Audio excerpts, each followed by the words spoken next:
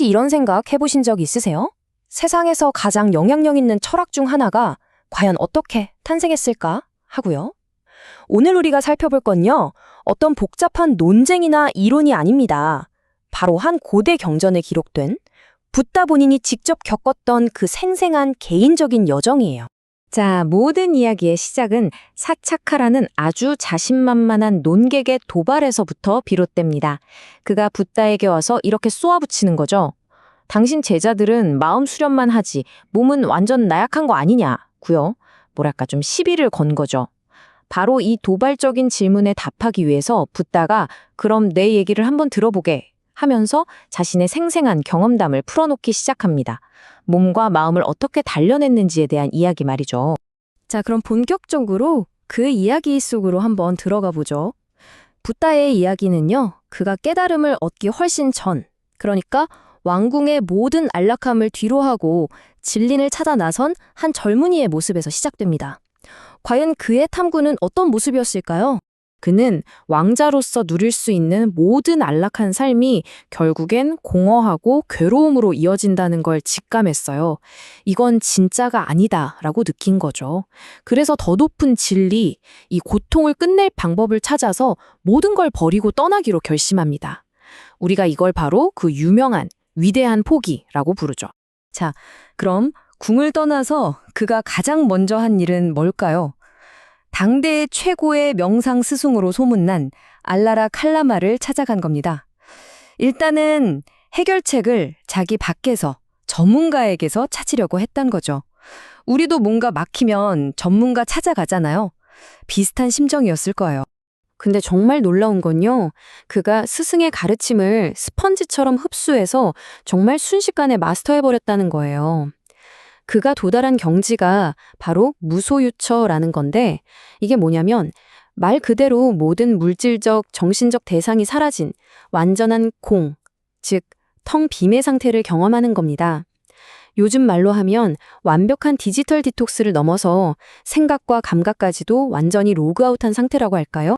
그런데 말이죠. 이 엄청난 경지를 체험하고 나서도 그는 만족하지 못했어요. 아, 이게 끝이 아니구나. 궁극적인 해답이 아니구나. 이걸 깨달은 거죠.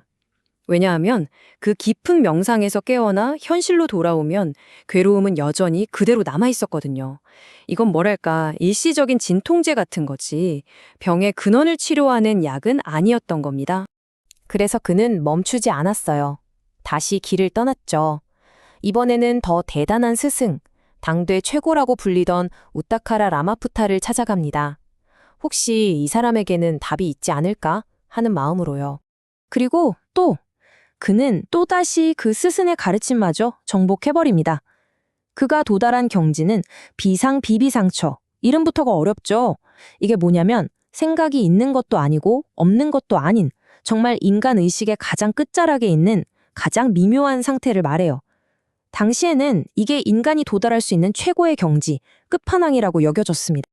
자, 여기서 중요한 포인트가 나옵니다. 스승이 자네는 나랑 똑같은 경지에 올랐으니 이제 같이 제자들을 가르치세 하고 제안까지 해요. 엄청난 영광이죠. 하지만 그는 거절합니다. 이 명예를 뒤로 하고 진짜 자유를 향한 자기만의 길을 계속 찾아 나서기로 한 거죠. 여기에 만족하지 않고 계속 나아가는 그의 굳은 의지가 정말 잘 드러나는 대목입니다. 자, 이제 그의 여정은 가장 극단적이고 어쩌면 가장 어두운 단계로 접어듭니다. 바로 그 유명한 6년간의 혹독한 고행의 시작이죠. 여기서 붓다가 든 비유가 참 재밌어요. 깨달음을 불에 비유하는 건데요. 첫째, 물속에 푹 잠긴 젖은 장작. 이건 욕망에 완전히 빠져있는 마음이죠. 아무리 애써도 절대 불을 붙일 수 없겠죠. 둘째, 물에서는 건져냈지만 여전히 축축하게 젖어있는 장작. 욕망의 대상을 멀리하긴 했지만 마음속엔 여전히 갈망이 남아있는 상태예요. 이것도 불이 잘 안 붙겠죠. 마지막으로 땅 위에서 바싹 마른 장작. 바로 욕망의 습기가 완전히 사라진 마음입니다. 이런 마음에라야 비로소 지혜의 불꽃이 활활 타오를 수 있다는 거죠. 명상을 통해서는 답을 못 찾았으니 그는 이제 완전히 정반대의 길을 선택합니다. 몸을 정복해야 정신이 맑아진다. 이렇게 믿고 6년 동안 극심한 고행을 시작한 거죠. 사실 이게 당시 수행자들 사이에서는 꽤나 일반적인 방법이었습니다. 그의 고행이 얼마나 치열했는지는 굳이 설명할 필요 없이 그가 남긴 말을 직접 들어보면 알 수 있습니다. 이를 악물고 혀를 입천장에 붙인 채 오직 정신력만으로 마음을 억누르고 짓눌렀다고 해요. 상상만 해도 정말 끔찍하죠. 그리고 육체는 어떻게 변했을까요? 이것도 그의 묘사를 그대로 빌려보죠. 척추뼈는 마치 염주알처럼 하나하나 다 드러났고 갈비뼈는 다 쓰러져가는 헛간의 석가래처럼 앙상하게 튀어나왔다고 합니다. 말 그대로 몸이 그냥 허물어져 내리고 있었던 거예요.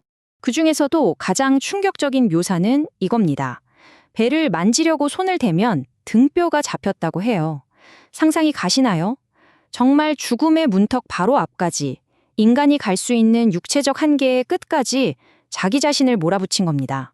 자, 이렇게 몸과 마음이 모두 극한에 다다랐을 때 드디어 결정적인 전환점이 찾아옵니다. 바로 한 줄기 빛과 같은 깊은 성찰의 순간이 찾아온 거죠. 6년 동안의 끔찍한 고행 끝에 그는 문득 스스로에게 질문을 던집니다. 내가 지금 뭘 하고 있는 거지? 이렇게까지 몸을 괴롭혔는데 혹시 깨달음으로 가는 다른 길이 있는 건 아닐까? 이 모든 고통의 기반을 흔드는 근본적인 의문이 생긴 거죠. 바로 그 순간 그의 뇌리를 섬광처럼 스쳐 지나가는 기억이 하나 있었습니다.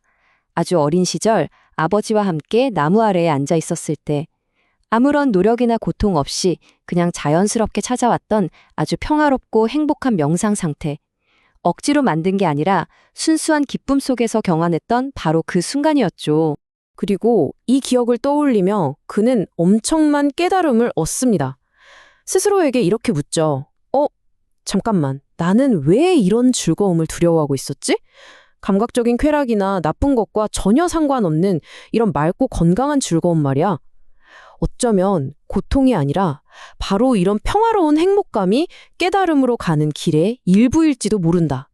이건 정말 엄청난 생각의 전환이었습니다. 자, 이 깨달음을 기점으로 그는 고행의 길을 과감히 버립니다. 그리고 마침내 자신만의 새로운 길, 체계적인 길을 걷기 시작하죠. 새로운 길을 가려면 일단 힘이 필요하잖아요. 그는 몸을 회복하기 위해 제대로 된 음식을 받아 먹습니다. 그런데 이 모습을 본 5명의 동료 수행자들이 저 사람 타락했다고 비난하면서 그를 떠나버려요. 그는 이제 정말 완벽하게 혼자가 된 겁니다. 그리고 홀로 남은 바로 그날 밤, 보리수나무 아래에서 인류의 역사를 바꾼 위대한 깨달음이 일어납니다. 밤은 세 부분으로 나뉘었어요. 초저녁에는 먼저 깊은 명상에 들어 마음의 모든 번뇌를 가라앉히고 완벽한 고요함을 얻습니다. 그리고 한밤중에는 자신의 끝없는 과거 생애들을 모두 기억해내는 지혜를 얻고요. 새벽녘에는 모든 존재가 각자의 행동, 즉 업에 따라 어떻게 태어나고 죽고 다시 태어나는지 그 거대한 윤회의 법칙을 완전히 꿰뚫어 보게 됩니다. 그리고 마침내 동이 터올 무렵 그는 모든 괴로움이 어디에서 시작되고 어떻게 사라지는지에 대한 완전한 진리를 깨닫고 마침내 붓다, 즉 깨어난 자가 된 것입니다. 자, 그렇다면 이 길고 험난한 여정 끝에 그가 발견한 핵심 진리는 무엇이었을까요? 바로 단 2글자, 중도입니다. 붓다는 자신이 직접 걸어보고 이건 길이 아니다 라고 결론 내린 2가지 극단적인 길을 명확하게 보여줍니다. 한쪽은 감각적 쾌락에만 빠져 사는 길, 이건 그가 왕궁에 있을 때 겪었던 거죠. 다른 한쪽은 몸을 극단적으로 괴롭히는 고행의 길, 이건 그가 숲에서 6년 동안 겪었던 거고요. 그는 이 2가지 길 모두 결국엔 고통으로 이어진다는 걸 자기 자신의 삶으로 직접 증명해 보인 셈입니다. 그래서 붓다가 마침내 찾아낸 길, 그게 바로 중도입니다. 쾌락에도 고행에도 치우치지 않는 이 균형 잡힌 길이요. 이건 단순히 중간 어디쯤을 뜻하는 게 아니에요.